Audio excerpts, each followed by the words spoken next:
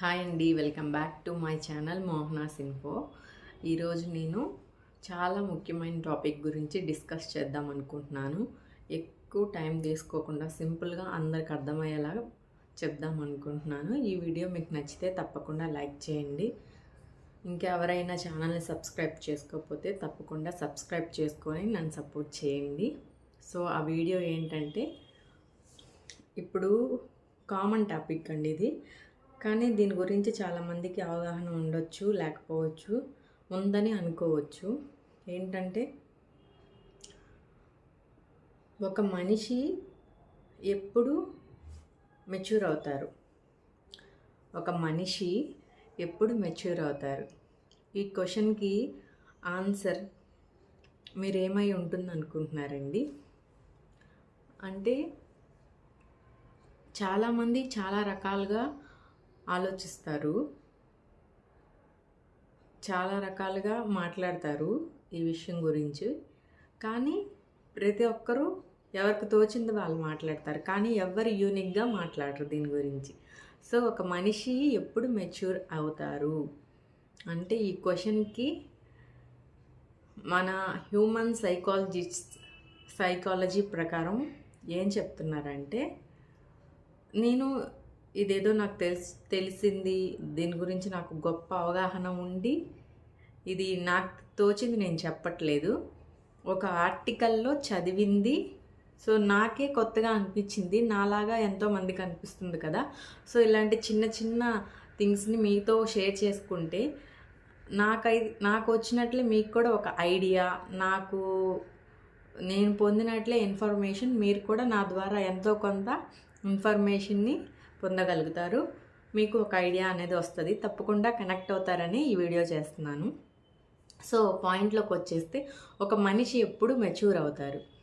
మామూలుగా మన పెద్దవాళ్ళు ఏమంటారంటే, ఒక వయసు వచ్చినాక 18 ఇయర్స్, 20 ఇయర్స్, 25 ఇయర్స్ అట్లా అనుకుంటూ ఉంటారు. లేదంటే మనిషి ఎత్తు, పొడుగు, లావు దీన్ని బట్టి వాడు పెద్దోడయ్యారు, అమ్మాయి పెద్దదయ్యింది, చిన్న పాప పెద్దగా అయిపోయింది, అట్లా వాళ్ళ బాడీలో వచ్చే చేంజెస్ని బట్టి చెప్తారు వాళ్ళు మెచ్యూర్ అయ్యారనేది. ఇది కరెక్టేనా అండి? మామూలుగా ఇన్ జనరల్గా మన సొసైటీలో మనమందరం వింటున్న అర్థం ఇది. న్యాచురల్గా మామూలుగా మనిషి ఎప్పుడు మెచ్యూర్ అయ్యారు అనే దానికి మనం రెగ్యులర్గా వింటూ ఉన్న వర్డ్స్ ఇవి. సొసైటీలో వాళ్ళ హైట్కి, వెడల్పుకి, బాడీ పెద్దగా అవ్వడం వల్ల, బాడీలో పార్ట్స్ షేపప్ అవ్వడం వల్ల, చిన్నవాళ్ళు పెద్దగా హైట్ అవ్వడం వల్ల, బాడీలో రకరకాల మార్పులు జరగడం వల్ల వాళ్ళు పెద్దవాళ్ళు అయ్యారు, మెచ్యూర్ అయ్యారు అంటారు. Is it right? ఇప్పటివరకు నేను కూడా అదే అనుకున్నాను, కాకపోతే దిస్ ఈజ్ నాట్ రైట్. ఇది కరెక్ట్ కాదు. యాక్చువల్గా ఒక మనిషి ఎప్పుడు మెచ్యూర్ అవుతారంటే, వాళ్ళు ఎదుర్కొన్నటువంటి సమస్యలు, వాళ్ళు పడిన అవమానాలు, వాళ్ళు ఫేస్ చేసిన ఇన్సల్ట్స్, వాళ్ళు గెలిచిన సిచ్యువేషన్స్, వీటన్నిటి నుంచి ఒక మనిషి చాలా చాలా నేర్చుకుంటాడు. ఇవన్నీ నేర్చుకోవడం ద్వారానే ఒక మనిషి మెచ్యూర్ అవుతారు. అంతే కదండి. మనకి చిన్నప్పుడు ఏం తెలియదు, పడతాం లెగుస్తాం, అట్లా పడి లేచిన తర్వాతే కదా నడవడం, పరిగెత్తడం నేర్చుకున్నాము. అట్లాగే మన లైఫ్లో మనం మెచ్యూర్ ఎప్పుడు అవుతామంటే, మనం ఏదైనా విషయం గురించి నలుగురితో డిస్కస్ చేసినప్పుడు, రైట్ ఆర్ రాంగ్, ఒకవేళ ఇది రాంగ్ అనుకోండి, దాని నుంచి మనం నేర్చుకుంటాం ఏదో కొంత. సో ఇది తప్పు, మనం నెక్స్ట్ టైం ఇలా కాదు, మంచిగా ట్రై చేయాలి అని. అట్లానే ఒక మనిషి తను పడిన ఇన్సల్ట్స్, తను ఫేస్ చేసినటువంటి సిచ్యువేషన్స్, తను పోరాడినటువంటి క్షణాలు. అంటే ఒక ఎగ్జామ్ రాస్తారండి ఎవరైనా, ఫర్ సపోజ్ ప్రతి ఒక్కరు లైఫ్లో ఎంతో కొంత చదువుకొనే ఉంటారు కదా. ప్రతి ఒక్కరూ చదువుకొని ఎగ్జామ్ రాస్తారు. ఎగ్జామ్ రాసే వారికి చాలా టెన్షన్ ఉంటుంది చాలామందికి. అమ్మో మనకి సరిగ్గా ప్రిపేర్ అవ్వలేదు. ప్రిపేర్ అయిన వాళ్ళు అయితే ఓకే, నో టెన్షన్. ప్రిపేర్ అవ్వకుండా ఎగ్జామ్కి వెళ్ళారనుకోండి, ఎంత టెన్షన్ పడతారు, ఏం చదవలేదు, ఎలా రాస్తానో, అసలు పాస్ అవుతానో లేదో అని చెప్పి చాలా టెన్షన్ పడిపోతారు. సో వన్స్ ఆ ఎగ్జామ్ రాస్తే కదా అసలు ఆ ఎగ్జామ్ ఎలా ఉందో తెలిసేది. అప్పుడు అది రాయడం వల్ల మనం ఒక విషయం తెలుసుకుంటాం, ఒకటి నేర్చుకుంటాం. సో మన లైఫ్లో ప్రతిదీ మనం ఫేస్ చేసి అనుభవించడం వల్ల మనం ఎన్నో విషయాల్ని నేర్చుకున్నాము. సో ఒక మనిషి మెచ్యూర్ ఎప్పుడు అవుతాడంటే తను నేర్చుకున్నటువంటి విషయాల ద్వారా తను ఒకదాని తర్వాత ఒకటి తెలుసుకుంటూనే ఉంటాడు. అంతా తెలిసిపోయింది. కొంతమంది అర్లీ లెర్నర్స్ ఉంటారు, తొందరగా అర్థం చేసుకోవచ్చు. కొంతమంది క్విక్ లెర్నర్స్, చాలా త్వరగా నేర్చేసుకుంటారు ఏదైనా. అట్లా కొంతమంది స్లోగా ఉంటారు. మనం ఏజ్ని బట్టి, బాడీ రూపురేఖలను బట్టి డిసైడ్ చేయకూడదు ఎప్పటికీ.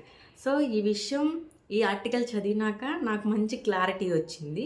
మీకు కూడా ఈ వీడియో ద్వారా నేను ఎంతో కొంత ఇన్ఫర్మేషన్ని పాస్ చేస్తున్నానని నాకు అనిపిస్తుంది. ఇది నచ్చితే మీరు తప్పకుండా లైక్ చేయండి. ఎవరైనా తెలియకపోతే ఏదైనా మ్యాటర్ మనం ఫస్ట్ వాళ్ళకి చెప్పాలి. వాళ్ళు వినగలిగితే చెప్పాలి, లేదంటే వాళ్ళు విన్నప్పుడే చెప్పడానికి ప్రయత్నించాలి. వీడికి ఏం తెలీదు, నాకే అన్నీ తెలుసు అన్న దానిలో ఉండకూడదు. ఎందుకంటే వయసులో చిన్నవాళ్ళైనా పెద్దవాళ్ళైనా కొన్ని విషయాలు మన పేరెంట్స్ కూడా ఆలోచించలేరు, అంత గొప్పగా మనం ఆలోచించగలుగుతాం. ఇది ఎవరి కాళ్ళకి ఎక్స్పీరియన్స్ అవుతుంది. పర్టికులర్ టాపిక్ అని నేను చెప్పలేను, ఎందుకంటే ప్రతి ఒక్కరూ ఫ్యామిలీలో పేరెంట్స్ ఉంటారు, కిడ్స్ ఉంటారు, బయట సొసైటీలో మనం వర్క్ చేస్తున్న ప్లేస్లో మనకన్నా పెద్దవాళ్ళు ఉంటారు, చిన్నవాళ్ళు ఉంటారు.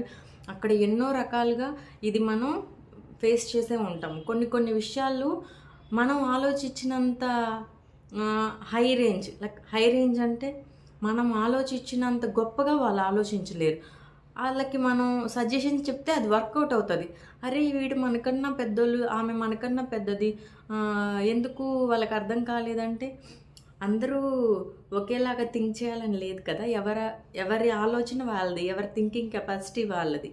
సో ఒక మనిషి ఎప్పుడు మెచ్యూర్ అవుతారంటే వాళ్ళు నేర్చుకున్న ప్రతి ఒక్క దాని గురించి వాళ్ళు ఏదో ఒకటి నేర్చుకుంటూనే ఉంటారు. వాళ్ళు చేసే ప్రతి పనిలో ఏదో ఒకటి నేర్చుకుంటూనే ఉంటారు. మనం ఫేస్ చేసినట్టు సిచ్యువేషన్స్, బయటకు వెళ్తాము, బ్యాంక్కి వెళ్తాము, అక్కడ మనకి ఏం తెలియదు. బ్యాంక్కి వెళ్ళినప్పుడు ఫస్ట్ టైం వెళ్తే ఇంక పిచ్చెక్కేస్తుంది. ఎక్కడికి వచ్చాము, ఇక్కడ ఎవరు మనకి హెల్ప్ చేసే వాళ్ళు లేరేంటి అనిపిస్తుంది. కానీ మనం ఒకరినొకరిని కనుక్కుంటా వెళ్ళి కౌంటర్కి వెళ్ళి ఒక్కొక్కటి అడుగుతా ఉంటే అక్కడికి వెళ్ళండి, ఇది తీసుకోండి, ఇచ్చేయండి అని వాళ్ళు క్లియర్గా చెప్తారు. సో మనం అప్పుడేంటి, ఎలా చేయాలో, అప్లికేషన్ ఎలా ఫిల్ చేయాలో, వాళ్ళని ఎలా కన్సల్ట్ అవ్వాలో నేర్చుకున్నాం. అది నేర్చుకోవడం వల్లే కదండి, మనం తెలుసుకున్న విషయాల ద్వారానే మనం ఎంతో నేర్చుకుంటాం. ఇవి నేర్చుకోవడం వల్లే మనం మెచ్యూర్ అవుతాం. సో ఒక మనిషి మెచ్యూర్ అవ్వడం అంటే వాళ్ళ ఆలోచన విధానం అనేది అడ్వాన్స్డ్గా చేంజ్ అవుతూ పోవడం. Not only body shapes, height, weight, personality. So ఈ వీడియో మీకు నచ్చితే లైక్ చేయండి, ఎవరికైనా యూజ్ అవుతుంది అనిపిస్తే షేర్ చేయండి. Thank you for watching this video.